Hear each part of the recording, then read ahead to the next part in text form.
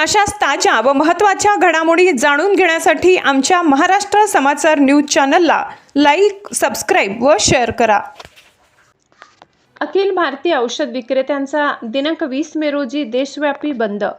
अखिल भारतीय औषध विक्रेता संघटना AIOCD बेकायदेशीर ऑनलाईन औषध विक्री तसेच कंपन्यांद्वारे व्यावसायिक स्पर्धेविरोधात दिनांक 20 मे रोजी औषध विक्रेत्यांचा बंद पुकारलाय।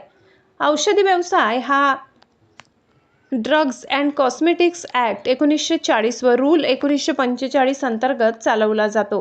ऑनलाईन औषध विक्रीबाबत ड्रग्ज अँड कॉस्मेटिक ॲक्टमध्ये कोणतीही तरतूद नाही।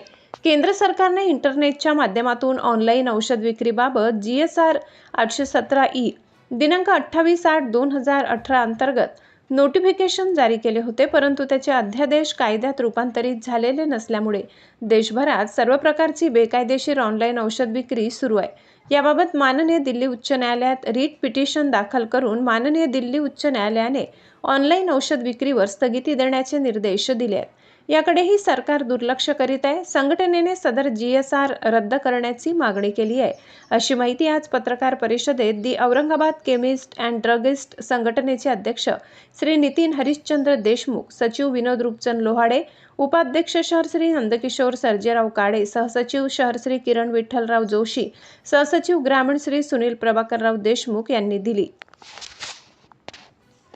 कोरोना काळात दिनांक 26/3/2020 नुसार सरकारने औषधांची होम डिलिव्हरी देण्याबाबत विशेष सूट केली होती।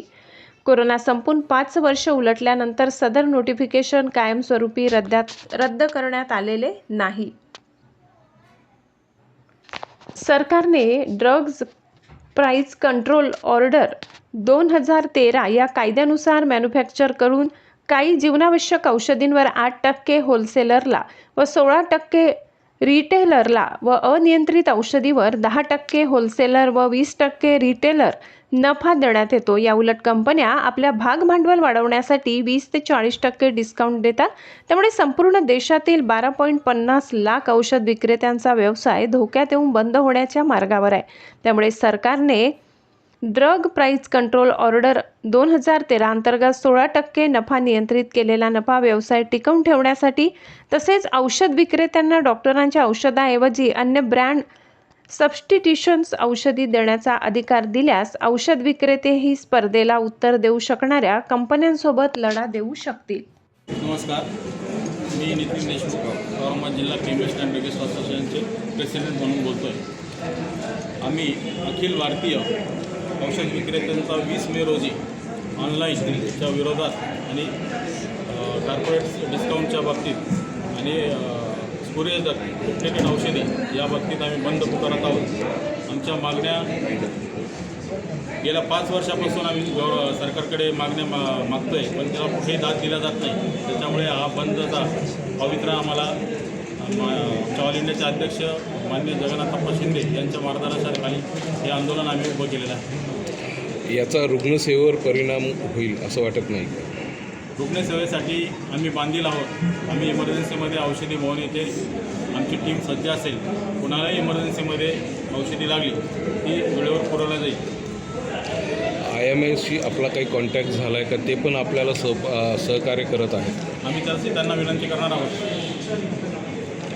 याबाबत केंद्रीय मंत्री असतील किंवा राज्याचे मंत्री असतील, आरोग्यमंत्री असतील, यांच्याशी आपली काही चर्चा झाली का? त्यांनी आपल्याला काय आश्वासन दिलं आहे का?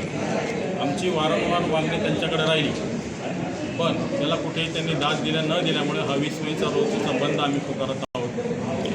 20 मे अशी अपेक्षा आहे की ते आम्हाला या कायद्यामध्ये याच्यात बदल करून आम्हाला योग्य ते नाही दिली। 20 मेच्या पहिले जर तुमची काही चर्चा झाली तर आपण हा नियोजित बंद मागे घेणार का?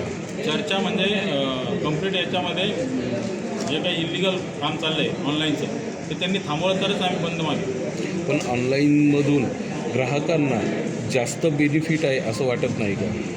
नाही, बेनिफिट कोणत्याही प्रकारचं बेनिफिट नाही आहे, कारण हा फार्मसीच्या निगराणीखाली औषध देण्याचं प्रोव्हिजन कायद्यामध्ये आहे, ते तिथं कुठेही पाळलं जात नाही।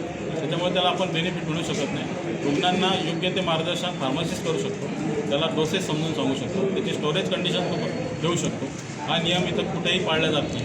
आमचा हा प्रोफेशन जो आहे सेवाभावी आणि ते ज्या उद्देशाने येत आहे ते फक्त त्याच्यातून पैसे कमवण्यासाठी ते लोक येत आहेत. त्यांना याच्याशी रुग्णांची काही सेवा करण्याचा काही उद्देश नाही. छत्रपती संभाजीनगर मेडिकल हब झालं आहे, त्या दिवशी मेडिकल हब स्टॉप होईल असं वाटत नाही का?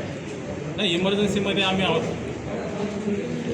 तुम्ही एमर्जन्सी आहे, पण मोठमोठ्या हॉस्पिटलमधले जे मेडिकल शॉप्स आहेत ते पण तुमच्याशी बरोबर सहभागी होतील का त्या दिवशी, का ते चालू राहतील? जरी ते आता बघा सहभागी होतील, पण रुग्णांची गैरसोय होणार नाही एवढी काळजी आम्ही घेऊ.